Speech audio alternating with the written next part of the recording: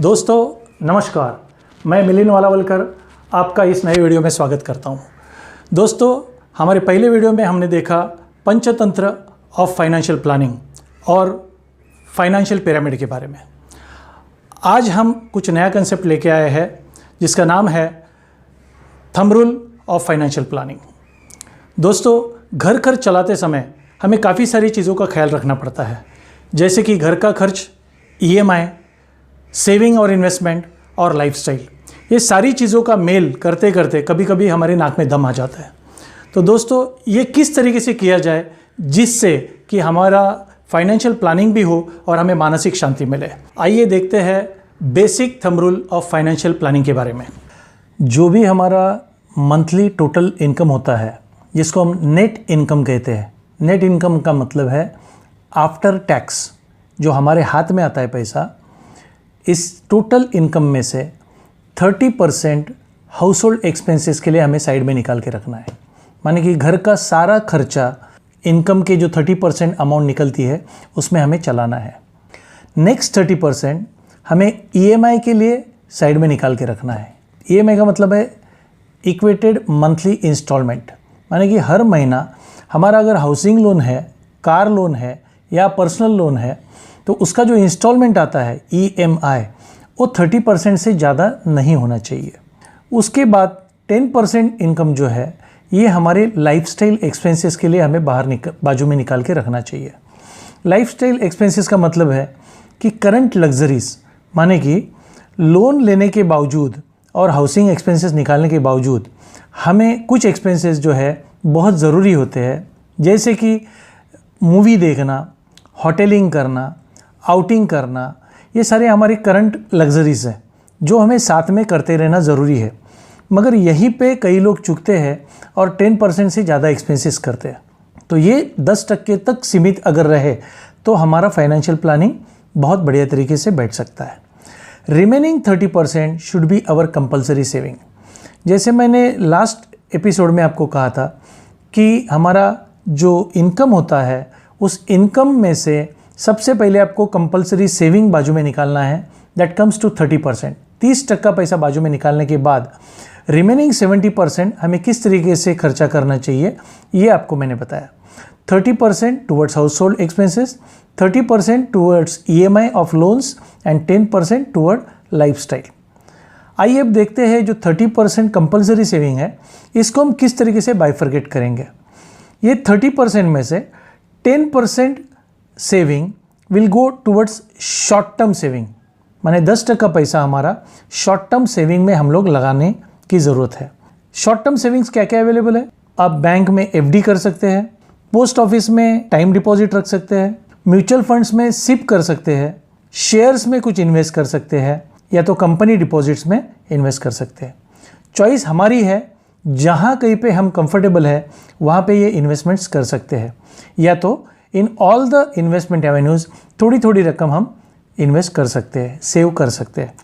ये जो short term goals है, ये निभाने के लिए इस शॉर्ट टर्म सेविंग की बहुत ज़रूरत है। अब ये शॉर्ट टर्म गोल्स क्या होते हैं? शॉर्ट टर्म गोल्स जैसे कि हमें हॉलीडे प्लान करना है, शायद 6 महीने के बाद, साल के बाद, 2 साल के बाद या 3 साल के बाद, उसके लिए शॉर्ट टर्म सेविंग होती है। कार अपग्रेड करनी है 6 महीना, 1 साल के बाद, 2 साल के बाद, उसके लिए शॉर्ट टर्म सेविंग काम में आती है। कोई बड़ी बाइक लेनी है, कोई हाई एंड मोबाइल 1.5 लाख और 2 लाख का जो आता है वो लेना है, या हाई एंड लैपटॉप्स जो 2, 2.5, 3 लाख के आते हैं। ऐसे गोल्स सेटिस्फाई करने के लिए ये शॉर्ट टर्म सेविंग काम में आती है। Friends, 20% of our saving out of 30% should go compulsorily towards the long term saving. Long term saving जो होती है, लॉन्ग टर्म का मतलब होता है 15 ईयर्स प्लस, शॉर्ट टर्म का मतलब होता है 1 ईयर टू 15 ईयर्स। इसमें हमें हमारी ज़रूरतें हम लोग पूरी कर सकते हैं। ये जो 20% लॉन्ग टर्म सेविंग है, ये सिर्फ 2 ही जगह पे कंपल्सरीली हो सकती है। वन इज़ अ PPF, जिसको फुल फॉर्म में कहते हैं पब्लिक प्रोविडेंट फंड, जो 15 साल का अकाउंट होता है और जो आप हर 5 साल, उसके आगे हर 5 साल एक्सटेंड कर सकते हैं। PPF के साथ में लॉन्ग टर्म सेविंग अगर आप करना चाहो तो LIC is the best Avenue available in the market right now. क्योंकि पीपीएफ में भी कंपल्शन नहीं होता। कम से कम आप 500 रुपया साल का डिपॉजिट कर सकते हैं, ज़्यादा से ज़्यादा 1.5 लाख रुपया डिपॉजिट कर सकते हैं। But LIC policy, that is insurance policy, अगर आप कन्वेंशनल पॉलिसी लेते हो for next 15 years, 20 years, 25 years, तो आपने एक बार उसका इंस्टॉलमेंट फिक्स कर लिया तो ये कंपलसरी सेविंग बन जाता है फॉर नेक्स्ट 15, 20, 25 ईयर्स। ये जो लॉन्ग टर्म गोल्स है हमारे लाइफ के, ये करने के लिए ये 20% saving in long term saving बहुत ज़रूरी है। ये लॉन्ग टर्म गोल्स क्या हो सकते हैं हमारे? नॉर्मली एवरी फैमिली के 3 बेसिक लॉन्ग टर्म गोल्स होते हैं। 1 is a child education, 2 is a child marriage and 3 is a old age provision. बच्चे का एजुकेशन ये बहुत ही कॉस्टली अफेयर है। सबसे ज़्यादा इन्फ्लेशन एजुकेशन में और मेडिकल ट्रीटमेंट में लगता है। फैमिली में सबसे ज़्यादा अगर लॉन्ग टर्म गोल चाहिए तो चाइल्ड एजुकेशन, जो हमें उसकी एज 15 से लेके उसकी एज 25 तक एजुकेशन में लगाने के लिए बहुत ज़रूरी पड़ता है। जब तक उसका एजुकेशन हो जाता है उसके बाद में उसके मैरिज प्रोविज़न के लिए भी हमें कुछ लॉन्ग टर्म सेविंग करने पड़ते हैं। मैरिज उसका होने तक हमारी उम्र करीबन रिटायरमेंट की तरफ बढ़ जाती है और तब हमें ओल्ड एज पेंशन की बहुत ज़रूरत आती है। ये तीनों गोल्स लॉन्ग टर्म होने के कारण मिनिमम 20% ऑफ आवर सेविंग इस लॉन्ग टर्म सेविंग में डालना बहुत ज़रूरी है। फ्रेंड्स, ये जो मैंने परसेंटेज आपको बताया ये एज वाइज थोड़ा डिफर होता है। एज ग्रुप 30 to 40 में जो लोग आते हैं उनका शॉर्ट टर्म में 10% और लॉन्ग टर्म में 20% सेविंग करना बहुत ज़रूरी है। मगर यही एज जब 40 से लेके 45 तक जाती है तब शॉर्ट टर्म में भी 15% और लॉन्ग टर्म में 15% करना ज़रूरी है। जैसे जैसे एज बढ़ती है 45 to 50 के एज ग्रुप में, वहाँ पे शॉर्ट टर्म सेविंग में 20% और लॉन्ग टर्म सेविंग में 10% जाना बहुत ज़रूरी है। दोस्तों, ये जो बेसिक थंब रूल हमने देखा, इसमें जो परसेंटेज मैंने आपको बताया ये थोड़ा बहुत 19-20 हो जाए तो कोई बात नहीं, बट उससे ज़्यादा अगर इसमें उतार चढ़ाव आता है तो हमारी लाइफस्टाइल डिस्टर्ब कर सकती है। आज समाज में जॉइंट फैमिली कंसेप्ट्स नहीं रहे। आज के ज़माने में जहाँ न्यूक्लियर फैमिलीज जैसे कि मियाँ बीवी और बच्चा ये कंसेप्ट्स चल रहा है, वहाँ मियाँ बीवी दोनों जॉब कर रहे हैं, दोनों अच्छा इनकम कमा रहे हैं और इसीलिए दोनों मिलके बड़े बड़े हाउसिंग लोन भी ले रहे हैं, कार लोन ले रहे हैं या पर्सनल लोन्स भी ले रहे हैं। बट आज जॉब सिक्योरिटी ये बहुत बड़ा क्वेश्चन मार्क है।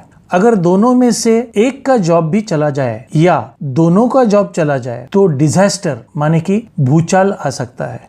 दोस्तों, अगर हम इस thumb rule of financial planning को ठीक से समझकर अगर अपना फाइनेंशियल प्लानिंग करें तो हम हमारा स्टैंडर्ड ऑफ लिविंग भी मेंटेन कर सकते हैं और साथ में मानसिक शांति भी पा सकते हैं।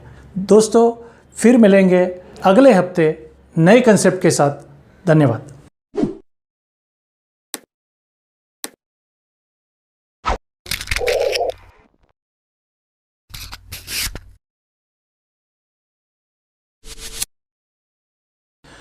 दोस्तों नमस्कार, मैं मिलिंद वालावलकर आपका इस नए वीडियो में स्वागत करता हूं।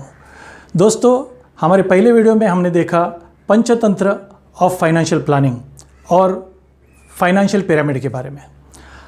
आज हम कुछ नया कंसेप्ट लेके आए हैं जिसका नाम है thumb rule of financial planning. दोस्तों, घर खर्च चलाते समय हमें काफ़ी सारी चीज़ों का ख्याल रखना पड़ता है, जैसे कि घर का खर्च, EMI, सेविंग और इन्वेस्टमेंट और लाइफस्टाइल। ये सारी चीज़ों का मेल करते करते कभी कभी हमारे नाक में दम आ जाता है। तो दोस्तों, ये किस तरीके से किया जाए जिससे कि हमारा फाइनेंशियल प्लानिंग भी हो और हमें मानसिक शांति मिले। आइए देखते हैं basic thumb rule of financial planning के बारे में। जो भी हमारा मंथली टोटल इनकम होता है जिसको हम नेट इनकम कहते हैं, नेट इनकम का मतलब है आफ्टर टैक्स जो हमारे हाथ में आता है पैसा, इस टोटल इनकम में से 30% हाउस होल्ड एक्सपेंसेस के लिए हमें साइड में निकाल के रखना है। माने कि घर का सारा खर्चा इनकम के जो 30% अमाउंट निकलती है उसमें हमें चलाना है। नेक्स्ट 30% हमें EMI के लिए साइड में निकाल के रखना है। EMI का मतलब है इक्वेटेड मंथली इंस्टॉलमेंट, माने कि हर महीना हमारा अगर हाउसिंग लोन है, कार लोन है या पर्सनल लोन है तो उसका जो इंस्टॉलमेंट आता है EMI वो 30% से ज़्यादा नहीं होना चाहिए। उसके बाद 10% इनकम जो है ये हमारे लाइफस्टाइल एक्सपेंसेस के लिए हमें बाजू में निकाल के रखना चाहिए। लाइफस्टाइल एक्सपेंसेस का मतलब है कि करंट लग्जरीज, माने कि लोन लेने के बावजूद और हाउसिंग एक्सपेंसेस निकालने के बावजूद हमें कुछ एक्सपेंसेस जो है बहुत ज़रूरी होते हैं, जैसे कि मूवी देखना, होटलिंग करना, आउटिंग करना, ये सारे हमारे करंट लग्जरीज हैं जो हमें साथ में करते रहना ज़रूरी है। मगर यहीं पे कई लोग चूकते हैं और 10% से ज़्यादा एक्सपेंसेस करते हैं। तो ये 10% तक सीमित अगर रहे तो हमारा फाइनेंशियल प्लानिंग बहुत बढ़िया तरीके से बैठ सकता है। Remaining 30% should be our compulsory saving. जैसे मैंने लास्ट एपिसोड में आपको कहा था कि हमारा जो इनकम होता है उस इनकम में से सबसे पहले आपको कंपल्सरी सेविंग बाजू में निकालना है, दैट कम्स टू 30%। 30% पैसा बाजू में निकालने के बाद रिमेनिंग 70% हमें किस तरीके से खर्चा करना चाहिए ये आपको मैंने बताया। 30% towards house hold expenses, 30% towards EMI of loans and 10% toward lifestyle. आइए अब देखते हैं जो 30% कंपल्सरी सेविंग है इसको हम किस तरीके से बाइफरकेट करेंगे। ये 30% में से 10% saving will go towards short term saving, माने 10% पैसा हमारा शॉर्ट टर्म सेविंग में हम लोग लगाने की ज़रूरत है। शॉर्ट टर्म सेविंग्स क्या क्या अवेलेबल है? आप बैंक में FD कर सकते हैं, पोस्ट ऑफिस में टाइम डिपॉजिट रख सकते हैं, म्यूचुअल फंड्स में SIP कर सकते हैं, शेयर्स में कुछ इन्वेस्ट कर सकते हैं, या तो कंपनी डिपॉजिट्स में इन्वेस्ट कर सकते हैं। चॉइस हमारी है, जहाँ कहीं पे हम कंफर्टेबल है वहाँ पे ये इन्वेस्टमेंट्स कर सकते हैं, या तो in all the investment avenues थोड़ी थोड़ी रकम हम इन्वेस्ट कर सकते हैं, सेव कर सकते हैं। ये जो शॉर्ट टर्म गोल्स है ये निभाने के लिए इस शॉर्ट टर्म सेविंग की बहुत ज़रूरत है। अब ये शॉर्ट टर्म गोल्स क्या होते हैं? शॉर्ट टर्म गोल्स जैसे कि हमें हॉलीडे प्लान करना है, शायद 6 महीने के बाद, साल के बाद, 2 साल के बाद या 3 साल के बाद, उसके लिए शॉर्ट टर्म सेविंग होती है। कार अपग्रेड करनी है 6 महीना, 1 साल के बाद, 2 साल के बाद, उसके लिए शॉर्ट टर्म सेविंग काम में आती है। कोई बड़ी बाइक लेनी है, कोई हाई एंड मोबाइल 1.5 लाख और 2 लाख का जो आता है वो लेना है, या हाई एंड लैपटॉप्स जो 2, 2.5, 3 लाख के आते हैं, ऐसे गोल्स सेटिस्फाई करने के लिए ये शॉर्ट टर्म सेविंग काम में आती है। Friends, 20% of our saving out of 30% should go compulsorily towards the long term saving. Long term saving जो होती है, लॉन्ग टर्म का मतलब होता है 15 ईयर्स प्लस, शॉर्ट टर्म का मतलब होता है 1 ईयर टू 15 ईयर्स। इसमें हमें हमारी ज़रूरतें हम लोग पूरी कर सकते हैं। ये जो 20% लॉन्ग टर्म सेविंग है ये सिर्फ 2 ही जगह पे कंपल्सरीली हो सकती है। वन इज़ अ PPF, जिसको फुल फॉर्म में कहते हैं पब्लिक प्रोविडेंट फंड, जो 15 साल का अकाउंट होता है और जो आप हर 5 साल, उसके आगे हर 5 साल एक्सटेंड कर सकते हैं। PPF के साथ में लॉन्ग टर्म सेविंग अगर आप करना चाहो तो LIC is the best Avenue available in the market right now, क्योंकि PPF में भी कंपल्शन नहीं होता। कम से कम आप 500 रुपये साल का डिपॉजिट कर सकते हैं, ज़्यादा से ज़्यादा 1.5 लाख रुपया डिपॉजिट कर सकते हैं। But LIC policy, that is insurance policy, अगर आप कन्वेंशनल पॉलिसी लेते हो for next 15 years, 20 years, 25 years, तो आपने एक बार उसका इंस्टॉलमेंट फिक्स कर लिया तो ये कंपल्सरी सेविंग बन जाता है फॉर नेक्स्ट 15, 20, 25 ईयर्स। ये जो लॉन्ग टर्म गोल्स है हमारे लाइफ के, ये करने के लिए ये 20% saving in long term saving बहुत ज़रूरी है। ये लॉन्ग टर्म गोल्स क्या हो सकते हैं हमारे? नॉर्मली एवरी फैमिली के 3 बेसिक लॉन्ग टर्म गोल्स होते हैं। 1 is a child education, 2 is a child marriage and 3 is a old age provision. बच्चे का एजुकेशन ये बहुत ही कॉस्टली अफेयर है। सबसे ज़्यादा इन्फ्लेशन एजुकेशन में और मेडिकल ट्रीटमेंट में लगता है। फैमिली में सबसे ज़्यादा अगर लॉन्ग टर्म गोल चाहिए तो चाइल्ड एजुकेशन, जो हमें उसकी एज 15 से लेके उसकी एज 25 तक एजुकेशन में लगाने के लिए बहुत ज़रूरी पड़ता है। जब तक उसका एजुकेशन हो जाता है उसके बाद में उसके मैरिज प्रोविज़न के लिए भी हमें कुछ लॉन्ग टर्म सेविंग करने पड़ते हैं। मैरिज उसका होने तक हमारी उम्र करीबन रिटायरमेंट की तरफ बढ़ जाती है और तब हमें ओल्ड एज पेंशन की बहुत ज़रूरत आती है। ये तीनों गोल्स लॉन्ग टर्म होने के कारण मिनिमम 20% ऑफ आवर सेविंग इस लॉन्ग टर्म सेविंग में डालना बहुत ज़रूरी है। फ्रेंड्स, ये जो मैंने परसेंटेज आपको बताया ये एज वाइज थोड़ा डिफ़र होता है। एज ग्रुप 30 to 40 में जो लोग आते हैं उनका शॉर्ट टर्म में 10% और लॉन्ग टर्म में 20% सेविंग करना बहुत ज़रूरी है। मगर यही एज जब 40 से लेके 45 तक जाती है तब शॉर्ट टर्म में भी 15% और लॉन्ग टर्म में 15% करना ज़रूरी है। जैसे जैसे एज बढ़ती है 45 to 50 के एज ग्रुप में वहाँ पे शॉर्ट टर्म सेविंग में 20% और लॉन्ग टर्म सेविंग में 10% जाना बहुत ज़रूरी है। दोस्तों, ये जो बेसिक थंब रूल हमने देखा, इसमें जो परसेंटेज मैंने आपको बताया ये थोड़ा बहुत 19-20 हो जाए तो कोई बात नहीं, बट उससे ज़्यादा अगर इसमें उतार चढ़ाव आता है तो हमारी लाइफस्टाइल डिस्टर्ब कर सकती है। आज समाज में जॉइंट फैमिली कंसेप्ट्स नहीं रहे। आज के ज़माने में जहाँ न्यूक्लियर फैमिलीज जैसे कि मियाँ बीवी और बच्चा ये कंसेप्ट्स चल रहा है, वहाँ मियाँ बीवी दोनों जॉब कर रहे हैं, दोनों अच्छा इनकम कमा रहे हैं और इसीलिए दोनों मिलके बड़े बड़े हाउसिंग लोन भी ले रहे हैं, कार लोन ले रहे हैं या पर्सनल लोन्स भी ले रहे हैं। बट आज जॉब सिक्योरिटी ये बहुत बड़ा क्वेश्चन मार्क है। अगर दोनों में से एक का जॉब भी चला जाए या दोनों का जॉब चला जाए तो डिजास्टर माने कि भूचाल आ सकता है। दोस्तों, अगर हम इस thumb rule of financial planning को ठीक से समझकर अगर अपना फाइनेंशियल प्लानिंग करें तो हम हमारा स्टैंडर्ड ऑफ लिविंग भी मेंटेन कर सकते हैं और साथ में मानसिक शांति भी पा सकते हैं। दोस्तों, फिर मिलेंगे अगले हफ्ते नए कंसेप्ट के साथ। धन्यवाद।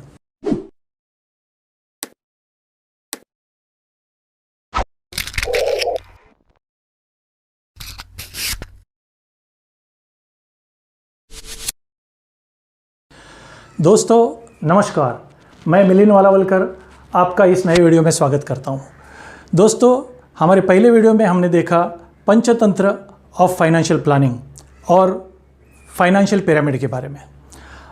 आज हम कुछ नया कंसेप्ट लेके आए हैं जिसका नाम है thumb rule of financial planning. दोस्तों, घर खर्च चलाते समय हमें काफ़ी सारी चीज़ों का ख्याल रखना पड़ता है, जैसे कि घर का खर्च, EMI, सेविंग और इन्वेस्टमेंट और लाइफस्टाइल। ये सारी चीज़ों का मेल करते करते कभी कभी हमारे नाक में दम आ जाता है। तो दोस्तों, ये किस तरीके से किया जाए जिससे कि हमारा फाइनेंशियल प्लानिंग भी हो और हमें मानसिक शांति मिले। आइए देखते हैं basic thumb rule of financial planning के बारे में। जो भी हमारा मंथली टोटल इनकम होता है जिसको हम नेट इनकम कहते हैं, नेट इनकम का मतलब है आफ्टर टैक्स जो हमारे हाथ में आता है पैसा, इस टोटल इनकम में से 30% हाउस होल्ड एक्सपेंसेस के लिए हमें साइड में निकाल के रखना है। माने कि घर का सारा खर्चा इनकम के जो 30% अमाउंट निकलती है उसमें हमें चलाना है। नेक्स्ट 30% हमें EMI के लिए साइड में निकाल के रखना है। EMI का मतलब है इक्वेटेड मंथली इंस्टॉलमेंट, माने कि हर महीना हमारा अगर हाउसिंग लोन है, कार लोन है या पर्सनल लोन है तो उसका जो इंस्टॉलमेंट आता है EMI वो 30% से ज़्यादा नहीं होना चाहिए। उसके बाद 10% इनकम जो है ये हमारे लाइफस्टाइल एक्सपेंसेस के लिए हमें बाजू में निकाल के रखना चाहिए। लाइफस्टाइल एक्सपेंसेस का मतलब है कि करंट लग्जरीज, माने कि लोन लेने के बावजूद और हाउसिंग एक्सपेंसेस निकालने के बावजूद हमें कुछ एक्सपेंसेस जो है बहुत ज़रूरी होते हैं, जैसे कि मूवी देखना, होटलिंग करना, आउटिंग करना। ये सारे हमारे करंट लग्जरीज हैं जो हमें साथ में करते रहना ज़रूरी है। मगर यहीं पे कई लोग चूकते हैं और 10% से ज़्यादा एक्सपेंसेस करते हैं। तो ये 10% तक सीमित अगर रहे तो हमारा फाइनेंशियल प्लानिंग बहुत बढ़िया तरीके से बैठ सकता है। Remaining 30% should be our compulsory saving. जैसे मैंने लास्ट एपिसोड में आपको कहा था कि हमारा जो इनकम होता है उस इनकम में से सबसे पहले आपको कंपल्सरी सेविंग बाजू में निकालना है, दैट कम्स टू 30%। 30% पैसा बाजू में निकालने के बाद रिमेनिंग 70% हमें किस तरीके से खर्चा करना चाहिए ये आपको मैंने बताया। 30% towards house hold expenses, 30% towards EMI of loans and 10% toward lifestyle. आइए अब देखते हैं जो 30% कंपल्सरी सेविंग है इसको हम किस तरीके से बाइफरकेट करेंगे। ये 30% में से 10% saving will go towards short term saving, माने 10% पैसा हमारा शॉर्ट टर्म सेविंग में हम लोग लगाने की ज़रूरत है। शॉर्ट टर्म सेविंग्स क्या क्या अवेलेबल है? आप बैंक में FD कर सकते हैं, पोस्ट ऑफिस में टाइम डिपॉजिट रख सकते हैं, म्यूचुअल फंड्स में SIP कर सकते हैं, शेयर्स में कुछ इन्वेस्ट कर सकते हैं या तो कंपनी डिपॉजिट्स में इन्वेस्ट कर सकते हैं। चॉइस हमारी है, जहाँ कहीं पे हम कंफर्टेबल है वहाँ पे ये इन्वेस्टमेंट्स कर सकते हैं, या तो in all the investment avenues थोड़ी थोड़ी रकम हम इन्वेस्ट कर सकते हैं, सेव कर सकते हैं। ये जो शॉर्ट टर्म गोल्स है ये निभाने के लिए इस शॉर्ट टर्म सेविंग की बहुत ज़रूरत है। अब ये शॉर्ट टर्म गोल्स क्या होते हैं? शॉर्ट टर्म गोल्स जैसे कि हमें हॉलीडे प्लान करना है, शायद 6 महीने के बाद, साल के बाद, 2 साल के बाद या 3 साल के बाद, उसके लिए शॉर्ट टर्म सेविंग होती है। कार अपग्रेड करनी है 6 महीना, 1 साल के बाद, 2 साल के बाद, उसके लिए शॉर्ट टर्म सेविंग काम में आती है। कोई बड़ी बाइक लेनी है, कोई हाई एंड मोबाइल 1.5 लाख और 2 लाख का जो आता है वो लेना है, या हाई एंड लैपटॉप्स जो 2, 2.5, 3 लाख के आते हैं, ऐसे गोल्स सेटिस्फाई करने के लिए ये शॉर्ट टर्म सेविंग काम में आती है। Friends, 20% of our saving out of 30% should go compulsorily towards the long term saving. Long term saving जो होती है, लॉन्ग टर्म का मतलब होता है 15 ईयर्स प्लस, शॉर्ट टर्म का मतलब होता है 1 ईयर टू 15 ईयर्स। इसमें हमें हमारी ज़रूरतें हम लोग पूरी कर सकते हैं। ये जो 20% लॉन्ग टर्म सेविंग है ये सिर्फ 2 ही जगह पे कंपल्सरीली हो सकती है। वन इज़ अ PPF, जिसको फुल फॉर्म में कहते हैं पब्लिक प्रोविडेंट फंड, जो 15 साल का अकाउंट होता है और जो आप हर 5 साल, उसके आगे हर 5 साल एक्सटेंड कर सकते हैं। PPF के साथ में लॉन्ग टर्म सेविंग अगर आप करना चाहो तो LIC is the best Avenue available in the market right now, क्योंकि PPF में भी कंपल्शन नहीं होता। कम से कम आप 500 रुपये साल का डिपॉजिट कर सकते हैं, ज़्यादा से ज़्यादा 1.5 लाख रुपया डिपॉजिट कर सकते हैं। But LIC policy, that is insurance policy, अगर आप कन्वेंशनल पॉलिसी लेते हो for next 15 years, 20 years, 25 years, तो आपने एक बार उसका इंस्टॉलमेंट फिक्स कर लिया तो ये कंपल्सरी सेविंग बन जाता है फॉर नेक्स्ट 15, 20, 25 ईयर्स। ये जो लॉन्ग टर्म गोल्स है हमारे लाइफ के, ये करने के लिए ये 20% saving in long term saving बहुत ज़रूरी है। ये लॉन्ग टर्म गोल्स क्या हो सकते हैं हमारे? नॉर्मली एवरी फैमिली के 3 बेसिक लॉन्ग टर्म गोल्स होते हैं। 1 is a child education, 2 is a child marriage and 3 is a old age provision. बच्चे का एजुकेशन ये बहुत ही कॉस्टली अफेयर है। सबसे ज़्यादा इन्फ्लेशन एजुकेशन में और मेडिकल ट्रीटमेंट में लगता है। फैमिली में सबसे ज़्यादा अगर लॉन्ग टर्म गोल चाहिए तो चाइल्ड एजुकेशन, जो हमें उसकी एज 15 से लेके उसकी एज 25 तक एजुकेशन में लगाने के लिए बहुत ज़रूरी पड़ता है। जब तक उसका एजुकेशन हो जाता है उसके बाद में उसके मैरिज प्रोविज़न के लिए भी हमें कुछ लॉन्ग टर्म सेविंग करने पड़ते हैं। मैरिज उसका होने तक हमारी उम्र करीबन रिटायरमेंट की तरफ बढ़ जाती है और तब हमें ओल्ड एज पेंशन की बहुत ज़रूरत आती है। ये तीनों गोल्स लॉन्ग टर्म होने के कारण मिनिमम 20% ऑफ आवर सेविंग इस लॉन्ग टर्म सेविंग में डालना बहुत ज़रूरी है। फ्रेंड्स, ये जो मैंने परसेंटेज आपको बताया ये एज वाइज थोड़ा डिफर होता है। एज ग्रुप 30 to 40 में जो लोग आते हैं उनका शॉर्ट टर्म में 10% और लॉन्ग टर्म में 20% सेविंग करना बहुत ज़रूरी है। मगर यही एज जब 40 से लेके 45 तक जाती है तब शॉर्ट टर्म में भी 15% और लॉन्ग टर्म में 15% करना ज़रूरी है। जैसे जैसे एज बढ़ती है 45 to 50 के एज ग्रुप में, वहाँ पे शॉर्ट टर्म सेविंग में 20% और लॉन्ग टर्म सेविंग में 10% जाना बहुत ज़रूरी है। दोस्तों, ये जो बेसिक थंब रूल हमने देखा, इसमें जो परसेंटेज मैंने आपको बताया ये थोड़ा बहुत 19-20 हो जाए तो कोई बात नहीं, बट उससे ज़्यादा अगर इसमें उतार चढ़ाव आता है तो हमारी लाइफस्टाइल डिस्टर्ब कर सकती है। आज समाज में जॉइंट फैमिली कंसेप्ट्स नहीं रहे। आज के ज़माने में जहाँ न्यूक्लियर फैमिलीज जैसे कि मियाँ बीवी और बच्चा ये कंसेप्ट्स चल रहा है, वहाँ मियाँ बीवी दोनों जॉब कर रहे हैं, दोनों अच्छा इनकम कमा रहे हैं और इसीलिए दोनों मिलके बड़े बड़े हाउसिंग लोन भी ले रहे हैं, कार लोन ले रहे हैं या पर्सनल लोन्स भी ले रहे हैं। बट आज जॉब सिक्योरिटी ये बहुत बड़ा क्वेश्चन मार्क है। अगर दोनों में से एक का जॉब भी चला जाए या दोनों का जॉब चला जाए तो डिजास्टर माने कि भूचाल आ सकता है। दोस्तों, अगर हम इस thumb rule of financial planning को ठीक से समझकर अगर अपना फाइनेंशियल प्लानिंग करें तो हम हमारा स्टैंडर्ड ऑफ लिविंग भी मेंटेन कर सकते हैं और साथ में मानसिक शांति भी पा सकते हैं। दोस्तों, फिर मिलेंगे अगले हफ्ते नए कंसेप्ट के साथ। धन्यवाद।